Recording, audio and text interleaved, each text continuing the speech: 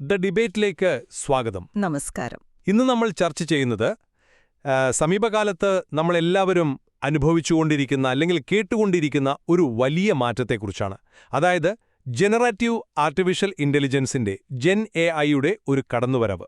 പ്രത്യേകിച്ച് 2022 നവംബറിൽ ChatGPT പൊതുജനങ്ങൾക്ക് ലഭ്യമായതോടെ ഈ സാങ്കേതികവിദ്യ നമ്മുടെയൊക്കെ ജോലിയെയും ജീവിതത്തെയും വലിയ രീതിയിൽ സ്വാധീനിക്കാൻ തുടങ്ങിയിരിക്കുന്നു. തീർച്ചയായും ശരിയാണ്.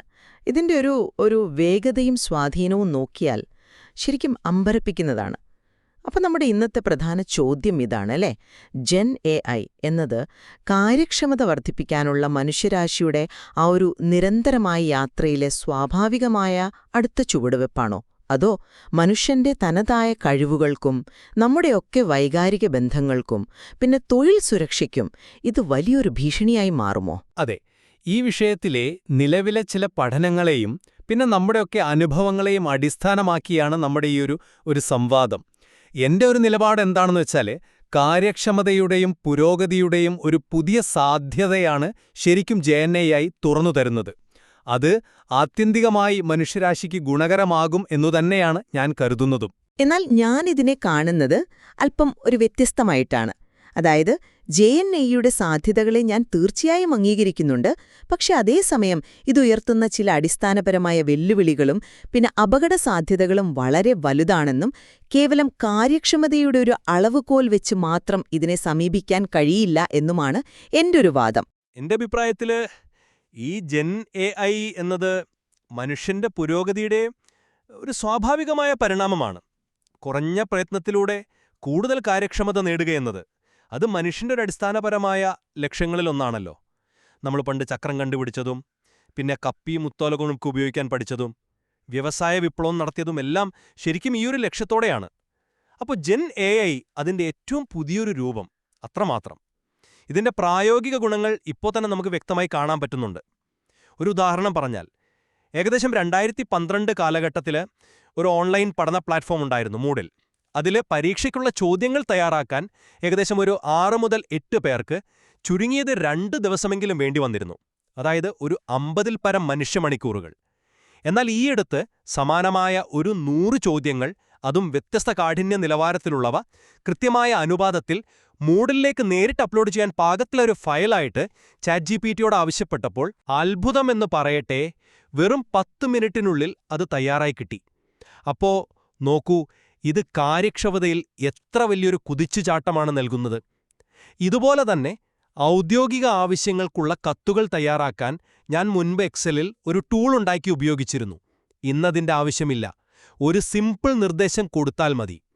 ഇനി കുറച്ചുകൂടി മുന്നോട്ട് ചിന്തിച്ചാൽ, റിക്രൂട്ട്മെന്റ് പോലുള്ള ജോലികൾ ചെയ്യുന്ന ടീമുകളെ ഒരുപക്ഷെ പൂർണ്ണമായി ഒഴിവാക്കാൻ പോലും സാധിച്ചേക്കാം. അത് സ്ഥാപനങ്ങളുടെ പ്രവർത്തനച്ചെലവ് ഗണ്യമായി കുറയ്ക്കുമല്ലോ. നമ്മൾ കമ്പ്യൂട്ടറുകളുമായി സംവദിക്കുന്ന രീതിയും മാറിക്കൊണ്ടിരിക്കുകയാണ്. മൗസ് ക്ലിക്കുകൾക്ക് പ്രാധാന്യമുള്ള ആ പഴയ ഗ്രാഫിക്കൽ യൂസർ ഇന്റർഫേസ് അഥവാ GUI-യിൽ നിന്ന് സംസാരത്തിലൂടെ കാര്യങ്ങൾ ചെയ്യാൻ സഹായിക്കുന്ന വോയിസ് യൂസർ ഇന്റർഫേസ് VUI-യിലേക്കുള്ള മാറ്റം ഇതിൻ്റെ ഒരു ഭാഗമാണ്. ഉദാഹരണത്തിന്, ഈ കസ്റ്റമർ കെയർ കോളുകളുടെ റെക്കോർഡിംഗുകൾ കേട്ട് വിവരങ്ങൾ രേഖപ്പെടുത്തുമ്പോൾ മനുഷ്യർക്ക് സ്വാഭാവികമായും തെറ്റുകൾ പറ്റാം. എന്നാൽ AI ഉപയോഗിച്ച് ഇത് നേരിട്ട് ചെയ്യുമ്പോൾ കൃത്യത കൂടും, സമയം ലാഭിക്കാം.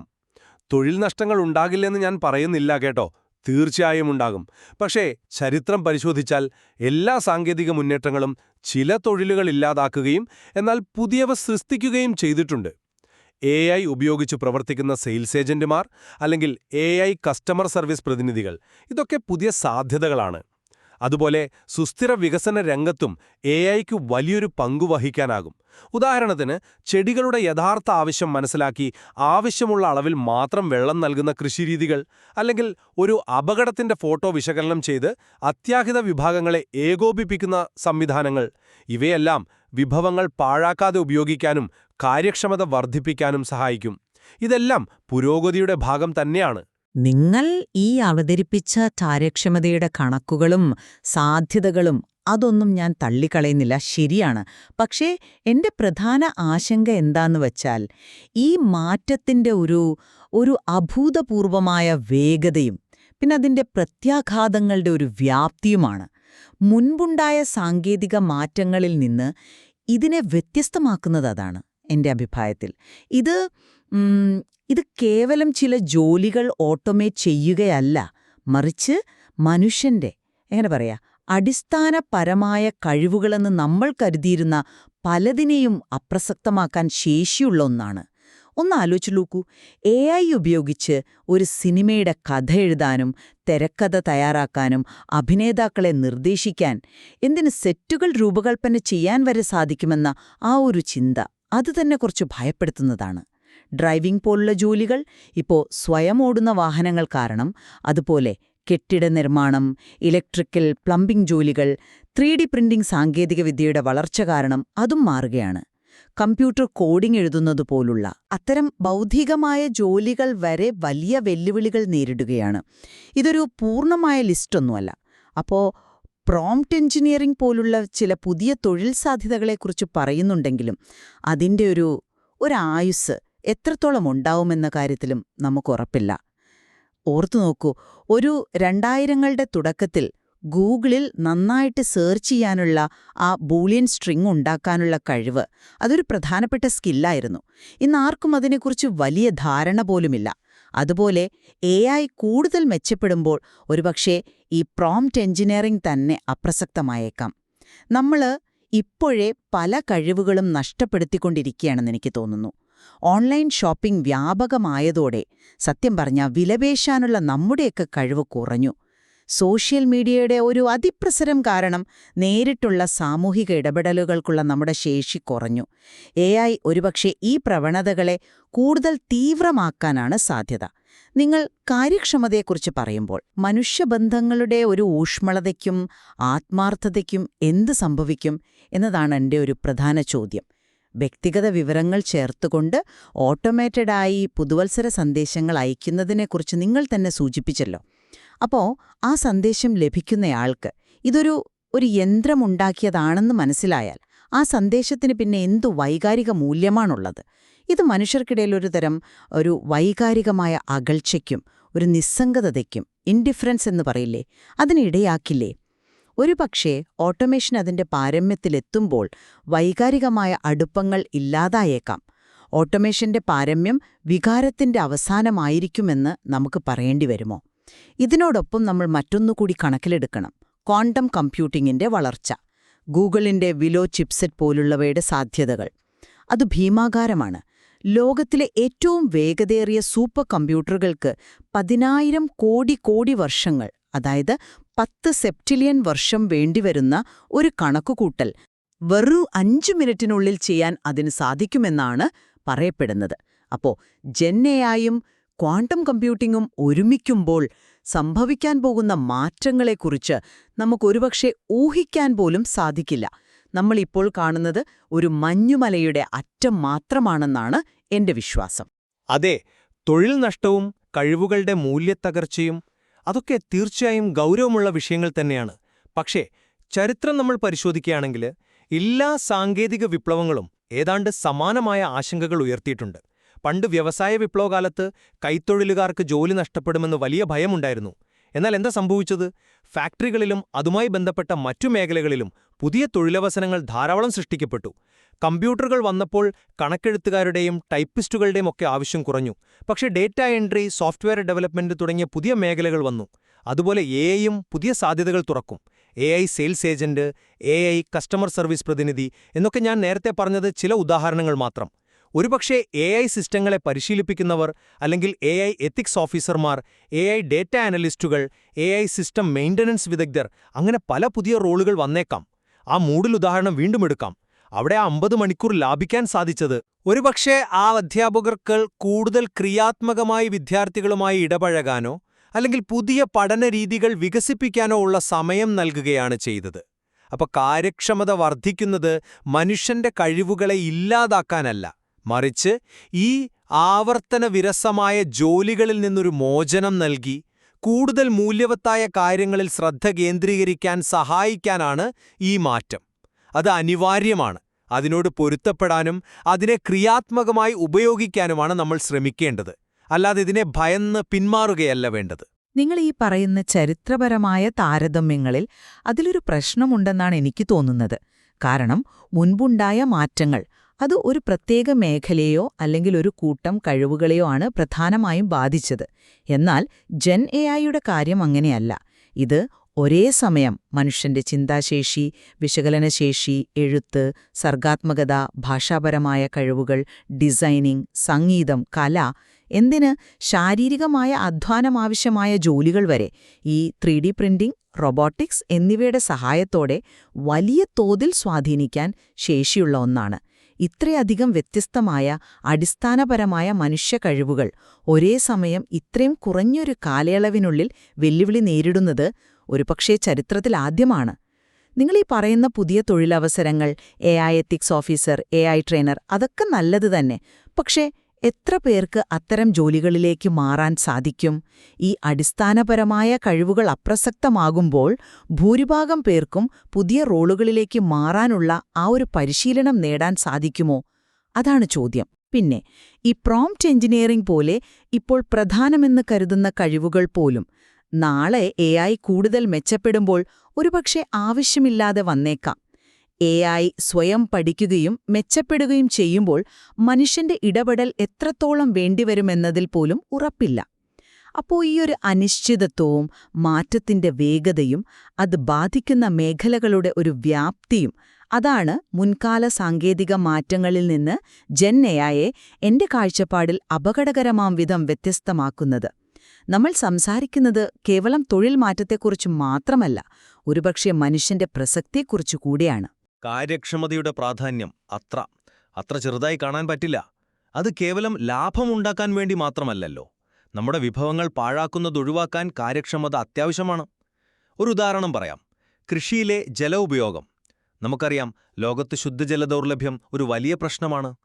ചെടികളുടെ ഇലകളുടെ ഒരു ചിത്രം വിശകലനം ചെയ്ത് അവയ്ക്ക് എപ്പോൾ എത്ര അളവിൽ വെള്ളം വേണമെന്ന് കൃത്യമായി മനസ്സിലാക്കി ആവശ്യമുള്ള ചെടിക്ക് മാത്രം, അതും ആവശ്യമുള്ള അളവിൽ മാത്രം വെള്ളം നൽകുന്ന AI സംവിധാനങ്ങൾ അത് ജലം പാഴാക്കുന്നത് വലിയ തോതിൽ കുറയ്ക്കും. ഇത് കർഷകന് സാമ്പത്തിക ലാഭം മാത്രമല്ല, നമ്മുടെ പരിസ്ഥിതിക്ക് വലിയൊരു സംരക്ഷണവുമാണ് നൽകുന്നത്. മറ്റൊന്നാലോചിച്ചു നോക്കൂ, അടിയന്തര സാഹചര്യങ്ങളിലെ പ്രതികരണം. ഒരു അപകടം നടന്ന സ്ഥലത്തു നിന്നോ അല്ലെങ്കിൽ ഒരു പ്രകൃതി ദുരന്തം ബാധിച്ച പ്രദേശത്തു നിന്നോ ഒരാൾ ഒരു ഫോട്ടോ എടുത്തൊരു ആപ്പിലേക്ക് അയക്കുന്നു എന്ന് കരുതുക. ആ ഫോട്ടോ വിശകലനം ചെയ്ത് അപകടത്തിന്റെ തീവ്രത, അവിടെ ആവശ്യമുള്ള സഹായം, അതായത് മെഡിക്കൽ, ഫയർഫോഴ്സ്, പോലീസ് എന്നിവ AI തിരിച്ചറിയുന്നു. എന്നിട്ട് ഏറ്റവും അടുത്തുള്ള യൂണിറ്റുകൾക്ക് കൃത്യമായ ലൊക്കേഷനും സാഹചര്യ വിവരങ്ങളും ഒരേ സമയം കൈമാറി ഏറ്റവും വേഗത്തിൽ സഹായമെത്തിക്കാൻ ഏകോപിപ്പിക്കുന്നു. ഇവിടെ കാര്യക്ഷമത എന്നത് ജീവൻ രക്ഷിക്കാൻ സഹായിക്കുന്ന ഒരു ഘടകമാണ്. ഇത് മനുഷ്യന്റെ ഇടപെടലിനെ ഇല്ലാതാക്കുകയല്ല ചെയ്യുന്നത്, മറിച്ച് കൂടുതൽ ഫലപ്രദമാക്കുകയാണ്. അപ്പോ ഇത്തരം പുരോഗതികളെ നമ്മൾ എന്തിനാണ് ഭയക്കുന്നത്? അതെ, ആ ഉദാഹരണങ്ങൾ ശരിയാണ്. തീർച്ചയായും ജീവൻ രക്ഷിക്കുന്ന കാര്യങ്ങളിൽ കാര്യക്ഷമതയ്ക്ക് വലിയ പ്രാധാന്യമുണ്ട്, അതിൽ തർക്കമില്ല. പക്ഷേ എന്റെ ചോദ്യം, എല്ലാ കാര്യങ്ങളിലും കാര്യക്ഷമത മാത്രമാണോ നമ്മുടെ അളവുകോൽ? നിങ്ങൾ തന്നെ നേരത്തെ സൂചിപ്പിച്ച ആ ഓട്ടോമേറ്റഡ് പുതുവത്സര സന്ദേശത്തിന്റെ കാര്യം, അത് തന്നെ എടുക്കാം. ഒരു സുഹൃത്തിൽ നിന്നോ അല്ലെങ്കിൽ ഒരു ബന്ധുവിൽ നിന്നോ നമുക്കൊരു വ്യക്തിപരമായ സന്ദേശം ലഭിക്കുമ്പോൾ നമുക്കൊരു സന്തോഷം തോന്നും. എന്തുകൊണ്ടാ? കാരണം ആ വ്യക്തി നമ്മളെ ഓർക്കാനും നമുക്കുവേണ്ടി കുറച്ച് സമയം കണ്ടെത്താനും തയ്യാറായി എന്നതിലാണ് അതിന്റെ ഒരു മൂല്യം. എന്നാൽ അത് AI ജനറേറ്റ് ചെയ്തൊരു സന്ദേശമാണെന്നറിഞ്ഞാൽ ആ സന്തോഷം അവിടെ ഇല്ലാതാകും. ഒരുപക്ഷെ ചെറിയൊരു നീരസം തോന്നിയെന്നും വരാം. അവിടെ കാര്യക്ഷമതയുണ്ട്, സമ്മതിച്ചു. ഒരു ക്ലിക്കിൽ 1000 പേർക്ക് സന്ദേശമയക്കാം. പക്ഷെ അവിടെ ആത്മാർത്ഥതയുണ്ടോ? വൈകാരികമായ അടുപ്പമുണ്ടോ? ഇല്ല. അപ്പൊ ഈ കാര്യക്ഷമത മനുഷ്യബന്ധങ്ങളെ കൂടുതൽ യാന്ത്രികമാക്കുകയല്ലേ ചെയ്യുന്നത്?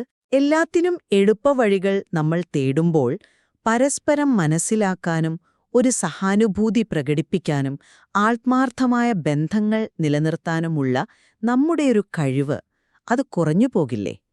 നമ്മൾ ഈ ഓൺലൈൻ ഇടപെടലുകൾ കൂടിയതോടെ മറ്റുള്ളവരുടെ ഭാവമാറ്റങ്ങൾ മനസ്സിലാക്കുന്നതിൽ പിന്നോട്ടു പോയി എന്ന് ചില പഠനങ്ങൾ പറയുന്നുണ്ട്. അപ്പോൾ AI-യുമായി കൂടുതൽ ഇടപഴകുന്നത് ഈ അവസ്ഥയെ കൂടുതൽ വഷളാക്കില്ലേ? കാര്യക്ഷമതയുടെ പേരിൽ നമ്മളൊരുതരം വൈകാരികമായ ദാരിദ്ര്യത്തിലേക്ക്, ഒരു ഇമോഷണൽ പാവർട്ടിയിലേക്ക് നടന്നെടുക്കുകയാണോ? അവിടെയാണ് എന്റെ പ്രധാന ആശങ്ക. നിങ്ങൾ കാര്യക്ഷമതയിലൂടെ നേടുന്ന പുരോഗതിയെക്കുറിച്ച് പറയുമ്പോൾ അതിന് നമ്മൾ നൽകേണ്ടിവരുന്ന ഒരു വിലയെക്കുറിച്ച് കൂടി നമ്മൾ ചിന്തിക്കേണ്ടതല്ലേ? ഭാവിയെക്കുറിച്ച് ഇങ്ങനെ ആശങ്കപ്പെടുന്നതിന് പകരം ഈ സാങ്കേതികവിദ്യയെ എങ്ങനെ മനുഷ്യരാശിയുടെ നന്മയ്ക്കായി ഉപയോഗിക്കാം എന്നതിലാണ് നമ്മൾ ശ്രദ്ധ കേന്ദ്രീകരിക്കേണ്ടതെന്നാണ് എന്റെ പക്ഷം. നോക്കൂ, ഇതൊരു ടൂളാണ്, ഒരു ഉപകരണം. ഒരു കത്തി ഉപയോഗിച്ച് നമുക്ക് പഴം മുറിക്കാം, വേണമെങ്കിൽ ഒരാളെ കൊല്ലുകയുമാവാം. അത് ഉപയോഗിക്കുന്നവരുടെ ഉദ്ദേശം പോലെയിരിക്കും അതിന്റെ ഫലം. എഐയുടെ സാധ്യതകൾ വളരെ വലുതാണ്. സുസ്ഥിര വികസനം, കാലാവസ്ഥാ വ്യതിയാനത്തെ നേരിടൽ, രോഗനിർണയം, പുതിയ മരുന്നുകൾ കണ്ടെത്തൽ, വ്യക്തിഗത വിദ്യാഭ്യാസം സാധ്യമാക്കൽ, അങ്ങനെ നിരവധി മേഖലകളിൽ വിപ്ലവകരമായ മാറ്റങ്ങൾക്ക് എഐ സഹായിക്കും. വെല്ലുവിളികളുണ്ട്, ഞാൻ സമ്മതിക്കുന്നു. തൊഴിൽ നഷ്ടം, ഡേറ്റ സ്വകാര്യത, ചിലപ്പോൾ പക്ഷപാതപരമായ തീരുമാനങ്ങൾ, ഇതൊക്കെ ശ്രദ്ധിക്കേണ്ട കാര്യങ്ങൾ തന്നെയാണ്. പക്ഷേ അതിനർത്ഥം ഈ സാങ്കേതികവിദ്യയെ നമ്മൾ പൂർണ്ണമായി ഒഴിവാക്കണമെന്നല്ല. മറിച്ച് കൃത്യമായ നിയമങ്ങളും നിയന്ത്രണങ്ങളും കൊണ്ടുവന്ന് അതിന്റെ ദോഷവശങ്ങളെ നിയന്ത്രിച്ച് ഗുണപരമായ സാധ്യതകളെ പരമാവധി ഉപയോഗപ്പെടുത്തുകയാണ് വേണ്ടത്. മാറ്റങ്ങളെ ഭയക്കുന്നതിനു പകരം അതിനനുസരിച്ച് നമ്മളെ തന്നെ മാറ്റിയെടുക്കാനും പുതിയ കഴിവുകൾ നേടാനും എഐയോടൊപ്പം പ്രവർത്തിക്കാനും പഠിക്കുകയാണ് വേണ്ടതെന്നാണ് ഞാൻ വിശ്വസിക്കുന്നത്. ഭാവിയിലേക്കുള്ളൊരു വാതിൽ തുറന്നുകിടക്കുമ്പോൾ നമ്മൾ അതിലേക്ക് പുറംതിരിഞ്ഞു നിൽക്കരുത്. അല്ല, ഞാൻ വരുന്നത് മറ്റൊരു വഴിയിലൂടെയാണ്. നിങ്ങൾ പറഞ്ഞ പോലെ ഇതൊരു സാധാരണ ടൂളാണെന്ന് പറഞ്ഞ് അത്ര ലളിതവൽക്കരിക്കാൻ സാധിക്കുമോ എന്നെനിക്ക് ഒരു സംശയമുണ്ട്. കാരണം മുൻപുണ്ടായിരുന്ന ഉപകരണങ്ങളിൽ നിന്ന് വ്യത്യസ്തമായി ഇതിന് സ്വയം പഠിക്കാനും മെച്ചപ്പെടാനും ഒരു പരിധിവരെ സ്വയം തീരുമാനങ്ങളെടുക്കാനും സാധിക്കും. നമ്മളിതിനെ നിയന്ത്രിക്കുന്നു എന്ന് പറയുമ്പോഴും ഇതിന്റെ ഒരു പൂർണ്ണമായ പ്രവർത്തനങ്ങളെക്കുറിച്ച് നമുക്കിപ്പോഴും വ്യക്തമായ ധാരണയില്ല എന്നതാണ് സത്യം. ഉദാഹരണത്തിന്, ചില എഐ മോഡലുകൾ എങ്ങനെയാണ് ഒരു പ്രത്യേക നിഗമനത്തിലെത്തുന്നത് എന്ന് അത് സൃഷ്ടിച്ചവർക്കു പോലും പൂർണ്ണമായി വിശദീകരിക്കാൻ സാധിക്കുന്നില്ല. ആ ബ്ലാക്ക് ബോക്സ് പ്രശ്നം എന്നൊക്കെ പറയില്ലേ? അപ്പോ കാര്യങ്ങൾ കൂടുതൽ സങ്കീർണമാക്കിക്കൊണ്ട് ക്വാണ്ടം കമ്പ്യൂട്ടിംഗും വരുന്നു. ഗൂഗിളിന്റെ വിലോ ചിപ്സെറ്റിന്റെ ആ കണക്കുകൂട്ടൽ ശേഷി ഞാൻ നേരത്തെ സൂചിപ്പിച്ചല്ലോ. 10,000 കോടി വർഷം വേണ്ടി വരുന്നത് വെറും മിനിറ്റുകൾക്കുള്ളിൽ. അത്രം ശേഷിയുള്ള കമ്പ്യൂട്ടറുകളിൽ പ്രവർത്തിക്കുന്ന എഐകൾക്ക് എന്തെല്ലാം ചെയ്യാൻ സാധിക്കും? അതിന്റെ വേഗതയും ശേഷിയും നമ്മുടെ നിയന്ത്രണത്തിനതീതമായി പോകുമോ?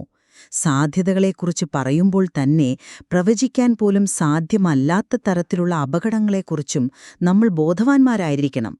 നിങ്ങൾ പറയുന്ന നിയമങ്ങളും നിയന്ത്രണങ്ങളും ഒക്കെ നല്ലതാണ്. പക്ഷേ ഇത്ര വേഗത്തിൽ മാറിക്കൊണ്ടിരിക്കുന്ന ഒരു സാങ്കേതികവിദ്യയെ ഫലപ്രദമായി നിയന്ത്രിക്കാൻ നമ്മുടെ നിലവിലെ സംവിധാനങ്ങൾക്ക് സാധിക്കുമോ? കാര്യക്ഷമതയുടെയും സാധ്യതകളുടെയും കണക്കുകൾക്കപ്പുറം ഈ മുന്നേറ്റത്തിന്റെ ഒരു ദീർഘകാല സാമൂഹിക, സാംസ്കാരിക, മാനസിക പ്രത്യാഘാതങ്ങളെക്കുറിച്ച് വളരെ ആഴത്തിലുള്ള പഠനങ്ങളും മുൻകരുതലുകളും ഇപ്പോൾ തന്നെ ആവശ്യമാണ്. വേണ്ടത്ര തയ്യാറെടുപ്പുകളില്ലാതെ ഒരു അജ്ഞാതമായ ഭാവിയിലേക്ക് നമ്മൾ എടുത്തു ചാടുകയാണോ എന്ന് ഞാൻ ശരിക്കും ഭയക്കുന്നു. അപ്പോ ഇന്നത്തെ നമ്മുടെ ഈ ചർച്ചയിൽ GNAയുമായി ബന്ധപ്പെട്ട 2 ശക്തമായതും എന്നാൽ വ്യത്യസ്തമായ വീക്ഷണകോണുകൾ നമ്മൾ കേട്ടു. കാര്യക്ഷമത വർദ്ധിപ്പിക്കുന്നതിലൂടെയും നമ്മുടെ വിഭവങ്ങളെ മികച്ച രീതിയിൽ ഉപയോഗിക്കുന്നതിലൂടെയും പുതിയ സാധ്യതകൾ തുറന്നു തരുന്നതിലൂടെയും മനുഷ്യപുരോഗതിക്ക് GNA എങ്ങനെ ഒരു മുതൽക്കൂട്ടാകാം എന്ന് ഞാൻ വിശദീകരിക്കാൻ ശ്രമിച്ചു. മറുവശത്ത് ഈ സാങ്കേതികവിദ്യയുടെ അഭൂതപൂർവമായ വേഗതയും പിന്നെ അതിന്റെ വ്യാപ്തിയും കാരണം നിലവിലുള്ള തൊഴിലുകൾക്കും മനുഷ്യ കഴിവുകൾക്കുമുണ്ടാകാവുന്നൊരു മൂല്യത്തകർച്ച, പിന്നെ മനുഷ്യബന്ധങ്ങളിൽ ഒരു പക്ഷേ സംഭവിക്കാനിടയുള്ള യാന്ത്രികതയും വൈകാരികമായ അകൽച്ചയും ഇതിന്റെ ഒരു പ്രവചനാതീതമായ ഭാവി ഉയർത്തുന്ന ഗൗരവമായ ആശങ്കകൾ എന്നിവയിലാണ് ഞാൻ കൂടുതൽ ഊന്നൽ നൽകിയത്. അതെ, ഇത് വ്യക്തമാക്കുന്നത് ജെൻഎഐയുടെ സ്വാധീനം അത് വളരെ സങ്കീർണവും ബഹുമുഖവുമാണെന്നാണ്. ഇതിനെ നമുക്ക് കേവലം നല്ലതെന്നോ അല്ലെങ്കിൽ ചീത്തയെന്നോ അങ്ങനെ ലളിതമായി തരംതിരിക്കാനാവില്ല. ഒരു വശത്ത് വലിയ വാഗ്ദാനങ്ങളും അവസരങ്ങളുമുണ്ട്, എന്നാൽ മറുവശത്ത് ഗുരുതരമായ വെല്ലുവിളികളും അപകടസാധ്യതകളും നിലനിൽക്കുന്നുമുണ്ട്. തീർച്ചയായും. അതുകൊണ്ടുതന്നെ ഈ വിഷയത്തെ സമഗ്രമായി മനസ്സിലാക്കാൻ വ്യത്യസ്ത വീക്ഷണകോണുകൾ പരിഗണിക്കേണ്ടത് അത്യാവശ്യമാണ്. ഒരുപക്ഷേ ഈ സംവാദം അതിനൊരു തുടക്കമായി എന്ന് നമുക്ക് കരുതാം. ഈ വിഷയത്തിൽ ഇനിയും ധാരാളം ചർച്ചകളും പഠനങ്ങളും ആവശ്യമുണ്ട്.